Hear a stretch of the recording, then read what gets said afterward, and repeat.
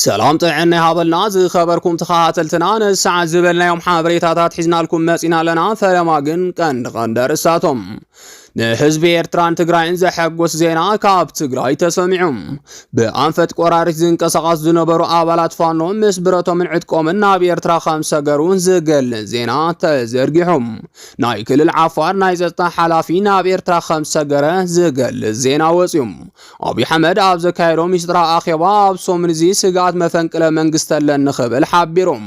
እዚዮምን ካልኦትን ኣለውና ሕጂ ድማ ናብ ዝርዝሮም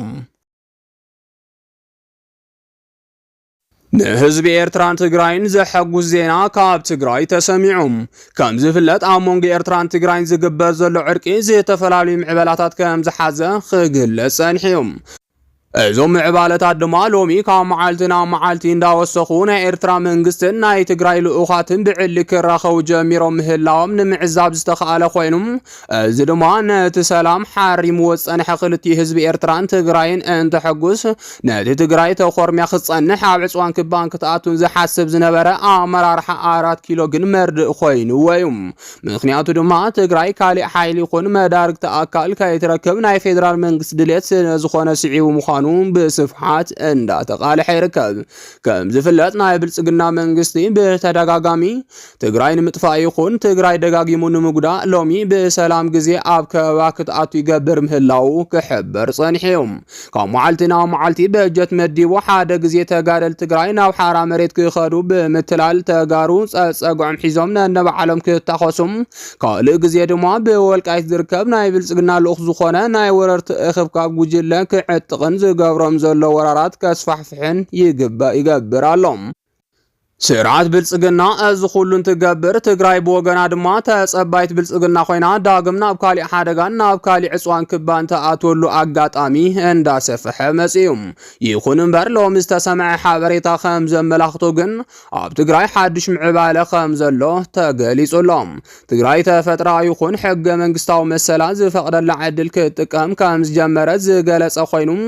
እዚ ዕድል ከዓ ምስሓው ህዝቢ ኤርትራ ዕርቂ ምፍጻምን ብንግድን ካሊእ ጉዳያትን ክትዘራረብ መጀመራን ስዒብዮም ኣብ ዝሓለፈ መዓልቲ ሓደ ልኡኽ ኤርትራ ዝተቐበለት ትግራይ ሎሚ ድማ ምስ መንግስቲ እቲ ሃገር ኣብ ካሊእ ስምምዕ በፂሓሎም እዚ ስምምዕ ድማ ኣብ ቀረባ መዓልቲ ርክብ ክልቲኡ ህዝቢ ክፍጸምን ትግራይን ኤርትራን ዘራኸቡ መንገድታት ክኽፈቱን ዝብሉ እዮም ነስዒቡ ድማ ትግራይን ኤርትራን ዝመላለሳ መኻይን ክዳለዋ ኣብ ስራሕቲ ንግዲ ምልዋጥ ሸቐጣትን ንምስራሕ ኣብ ስምምዕነት ዝተበጽሐ ኮይኑ ዛጊድ ድማ ኣብ ቀረባ ጊዜ ከም ዝጅምሩ ተሓቢሩሎም نظر خكبن كاتسالين ناي ترانسبورت አገልግሎትን ከየቋርጥ ዝገብራ ናይ ውልቀ ሰባትን ናይ መንግስትን መኻይን እውን ይዳለዋ ከም ዘለዋ ዝረኸብናዮ ሓበሬታ ይረዳም እዚ ድማ በዓይን ተንተንቲ ፖለቲካ መራሕቲ ትግራይ ከምዚ ዓይነት ርክብ ምፍጻምን ምስ ጎረቤታ ሰላም ምዃንን ተፈጥራዊ መሰላ ይኽብሉ ኣብቲ ከባቢ ትኹረት ገይሮም ዝሰርሑ ኣካላት ይገልጹም ብኻልእ ዜና ድማ ብኣንፈት ቆራሪት ዝንቀሳቐሱ ዝነበሩ ኣባላት ፋኖ ምስ ብረቶምን ዕጥቆምን ናብ ኤርትራ ከምሰገሩ ዝገልጽ ዜና ተዘርጊሖም ኣብ ወልቃይት ካብ ካሊእ ጊዜን ላዕሊ ሓደሽቲ ምንቅስቓሳት ይረአ ከም ዘሎ ክሕበር ጸኒሖም እዞም ዝረኣዩ ዘለዉ ሓደሽቲ ምንቅስቓሳት ድማ ካብቲ ኣብ ሰሙን እዚ ዘሎ ውጥረት ኣብይን ኢሳያስን ዝተለዓለ ምዃኑ ዝሕበር ዘሎ ኮይኑ ኣብ ሓደ ተሰሊፎም ዝርከቡ ዕጡቓት ወረርቲ ሓይልታት ፋኖን ሻዕብያን ሎሚ ሓድሽ ምንቅስቓስ ንኽርእዩ ምኽንያት ኮይኑዎም ኣሎም ካብዚ ንምርዳእ ከም ዝከኣል ድማ ኣብዚ ሕጂ ሰዓት መናእሰይ ክልል ኣምሓራም ወታደራዊ ስልጠና ናብ ኤርትራ ይውሕዙ ምህላዎም ምሕባሩ ስዒብዮም ክልል ኣምሓራ ብፍላይ ኣብ ጎጃምን ደቡብ ጎንደርን ኣብ ኩሉ ከባቢ ዝበሃል ደረጃም ካብ ሚድያ ዝተሓበአ ውግእ እንዳተኻየደላ ምህላዋ ክግለጽ ጸኒሕሎም በዚ መሰረት እውን ህዝቢ ክልል ኣንጻር መከላኸሊ ሰራዊት ዝዓለመ ምንቅስቓስ እንዳካየደ ከም ዘሎን በቲ ስርዓት ኣብይ ይብደል ከም ዘሎን ልሂቃት ክልል ይገልጹም ናይ ኣብይ ኣሕመድን ሽመልስ ኣብዲሳን እንዳተባሃለ ኣብ ክልል ዝጽዋዕ ሰራዊት ፌደራል ኣብዚ ሕጂ ሰዓት ብምልሻሃትን ዕጥቋት ፋኖን ከቢድ ክሳራ እንዳተኣናገደ ምህላው ድማ ንምፍላጥ ተኻይሉ በዚ መሰረት እውን መላእ መናሰይ እታ ክልል አንጻር ሰራዊት ፌደራል ክስለፍ ጻውዒታት እንዳቀረቡን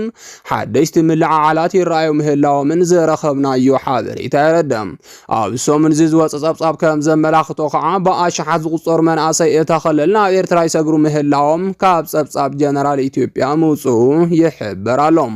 ላዕለዎት ወተሃደራዊ መኮንናት ካብ ዝገብርዎ ህጹጽ ሚስጥራዊ ኣኼባ ንምርዳእ ከም ዝከኣል መናሰይ እታ ክልል ብሰንኪ ጻውዒት ሻዕብያ ናብ ኤርትራ ይውሕዙ ምህላዎም ኣብ ሶምን ዝገበርዎ ህጹጽ ዋዕላ ኣቃሊሖም እዮም እዚ ሓበሬታ ከም ዘቃልሐ ዝተነገረሉ ጀነራል ብርሃኑ ጁላም ኣብዚ ሕጂ ሰዓት እቲ ዝኸይድ ዘሎ መንእሰይ ደው እንተዘይሉን ሻዕብያ ካብ ካሊእ ግዜን ላዕሊ ዝገብሮ ዘሎ ምንቅስቓስ ደው ተዘይቢልዎን ሓደጋ ከም ዘምጽአሎም ኣብታ ኣኼባ ሓቢሩሎም ምክንያቱ ድማ መንግስቲ ኤርትራ እቶም ናብ ሃገሩ ዝኣቱ ዘለዉ ኣሽሓት መናእሰይ ክልል ኣምሓራ ብናይ ባዕሉ ወጻኢ የሰልጥኖምን የዕጥቖምን ምህላው ምሕባሩ ስዒብ እዩ በዚ መሰረት ድማ ድንበራት ተቋፂሮም ነቲ ዝረአ ዘሎ ቁልጡፍ ወተሃደራዊ ስልጣናታት መናእሰይ እታ ክልል ደው ከብሉን ርክብ ፋኖን ሻዕብያን ከምኡውን ናይ ትግራይ ሓይልታት ዝብልዎ ክቋፀርዎን ከም ዝተስማዕምዑ እንዳተሓበረ ይርከብ እዚ ናይ ህልውና ሓደጋ ዝተባሃለሉ ጉዳይ ድማ ጥንቃቐ ብዝተመልኦ ተልእኾ ደው ክብል ከም ዝግባእ ጀነራል ብርሃኑ ጁላ ምጽውዑ እንዳተገለጸ ይርከብ ናይ ክልል ዓፋር ናይ ጸጥታ ሓላፊ ናብ ኤርትራ ከም ሰገረ ዝገልጽ ዜና ወፂኦም ኣብ ክልል ዓፋር ኣብዚ ሕጂ ሰዓት ካብ ካሊእ ግዜን ላዕሊ ፖለቲካዊ ትኩሳት ከም ዝፈጠረ ይሕበር ኣሎም እዚ ፖለቲካዊ ትኩሳት ድማ ካብ መዓልትና መዓልቲ መንግስቲ ዓፋር ክቆጻጸሮ ናብ ዘይኽእል ደረጃ ዝበጽሐ ኮይኑ ሎሚ መብዛሕትኡ ንመሰል ዓፋር የዝቃለስ ዝብል መንእሰይ ምስ ኤርትራ ክራኸብ ጀሚሩሎም ነዚ ስዒብ እውን ብልጽግና ካሊእ ጭንቀት ዝፈጠረሉ ክስተት ኮይኑ ንመራሒ እታ ክልል ዝኾነ ኣይተ ኣወል ኣርባ ድማ ናብ ቤተ መንግስቲ 4 ኪሎ ዓዲምዎሎም እቲ ዓፋር ዘሎ ህልው ኩነታት መብርህ ንኽህብን ዋና መልዓሊኡ ክምርምሩን ኣኼባ ምጅማሮም ድማ ዝረኸብናዮ ሓበሬታ ይረድም ብፍላይ ሎሚ ዝወፅ ዘለዎ ሓበሬታታት ከም ዘመላኽትዎ ናይ ዓፋር ክልል ናይ ጸጥታ ሓላፊ ናብ ኤርትራ ከም ዝኸብለለ ምሕባር ስዒቡም ኣብይ ኣሕመድ ልቢ ናይቲ ክልል ህዝቢ ስእን ከም ዘሎ ምልክት ተባሂሉ ይንገረሉ ነዚ ስዒቡ ድማ ብግንባር ቡሬ ዓሰብ ንምሓዝ ኢሉን ዝገብሮ ኦፕሬሽን ደጀን ሰራዊት ኢትዮጵያ ክኾን ኢሉን ዝጽበዮ ህዝቢ ዓፋር ገና ብሕዚኡ ቅዋሞም ዘፍልጡ ይመስሉ ምስተሓውና ዝብልዎ ኣብ ኤርትራ ዝርከብ ብሄረ ዓፋር ብሓፈሻ ምስ ህዝቢ ኤርትራ ሓደ ክኸውን ከም ዝመረጸ ድማ ይንገራሎም ብመሰረት እዚ ድማ ዓበይቲ ተሰማዕቲ እቲ ዓድን ተጽዕኖ ፈጠርተን ናይ ኣብይ ጸላእቲ ኮይኖም ምምጽኦም ርክብ ምስ ህዝቢ ኤርትራ ንኽካየድ ጽዕር ዘለዉ ከም ዝኾኑ ንምርዳእ ተኻኢሉ እዚ ድማ ዓፋር እውን ዓድሃሎ እናተመቸወት ትኸዳላ ክብሉ ተንተንቲ ኣብ ምግላጽ ይርከቡ ሕዚ ዓድሃሎ ኣብ ቀርና ኣፍሪካ 4 ሓይልታት ደገፍታ ኮይኖም ከም ዘለው ዝገለጹ እዞም ተንተንቲ ንሳቶም ድማ ሱዳን አልቡርሃን ዝመርሖ መንግስቲ ትግራይ ናይ አምሓራ ፋኖ ሕዚ ድማ ዓፋር ይብሉ 4 ኪሎ ብወገኖም ድማ ትማሊ ህጹጽ አኼባ አካይዶም ነይሮም ዝበሉ እዞም ናይ ዜና ምንጭታት ዝኾኑ ተንተንቲ ጉዳይ ሰሜን ኣብ ዝብል ክፍትሹ ኣምስዮም ክብል የቃልሑም በመሰረት እዚ ድማ ንመራሒ ዓፋር ዝኾነ ኣወል ኣርባውን ብህጹጽ ትማሊ ና4 ኪሎ ከም ጸውዕዎ ተሓቢሩሎም ብሓፈሻ ኢትዮጵያ ናይ ባሕር ጉዳይ በዓለም ዳርጋን ኩለን ሃገራት ኣሚና ዛዚማ እያ ዝበሉ እቶም ተንተንቲ ንሩስያ እውን እንተይተረፈ ብምእማን ሓይሉ ባሕሪ እቲ ሃገር ካብ ፈረንሳይ ብተወሳኺ ብሩስያ ክስልጥን ጀሚሩሎም ቅድሚ መዓልታት ሓላፊ ሓይሉ ባሕሪ ኢትዮጵያ ኩሉ ስልጣን ኣይወዲአን ወፍሪ ድልው ኮይነ ኣለኹ ኢሉ ምእዋጁ ዝፍለጥ እዩ እቲ ግጥም ዓድሃሎ ከባቢያዊ ዝወሰንኣ ዓመፅቲ ክልላት ናይ ኢትዮጵያ ሓይልታት ሒዙም ከምኡውን ከም ግብፂ ዝበላ ክሳብ ክንደይ ዝኣክል ንትእዛዝ ኣሜሪካ ጥሒሰን ይሕግዛ ዘየጥለላ ውሑዳት ሃገራት እውን እናተደገፈም 4 ኪሎ ድማ ዓለማዊ ናይ ዲፕሎማስን ናይ ናውትን ድጋፍ ሒዙ እዩ ዝኸውን ዘሎ ክብሉ ቀጻላይ ኣሰላልፋ በቶም ተንተንቲ ይሕበራሎም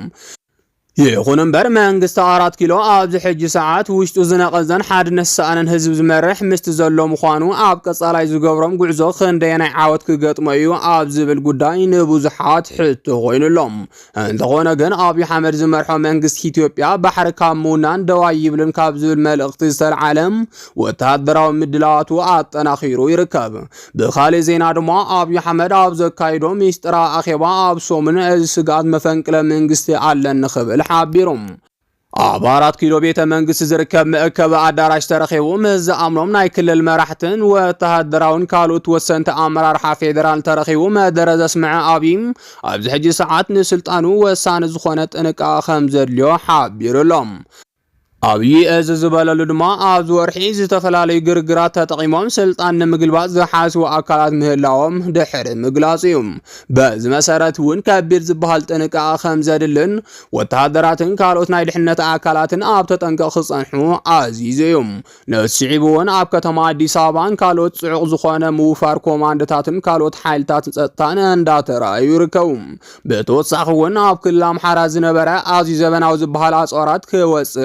ገይሩሎም እዚ ክወፅእ ዝተገበረ ሚሳኤላትን ካልኦት ከበድቲ ኣጽዋራትን ዝርከቡ ኣጽዋር ከዓ ኣብ ዓፋር ክልል ክዕርድ ከም ዝተገበረ እንዳተሓበረ ይርከብ። ኣብይ ኣሕመድ ከም ዝሕብሮ ዕጡቓት ኣምሓራን ሻዕብያን ብምዃን ብባህር ዳር ጀሚሩ ኣዲስ ኣበባ ዘሎ መንግስቲ ንምግልባጥ ትልሚ ሒዞም ይንቀሳቐሱ ኣለዉ ክብል ገሊጹ።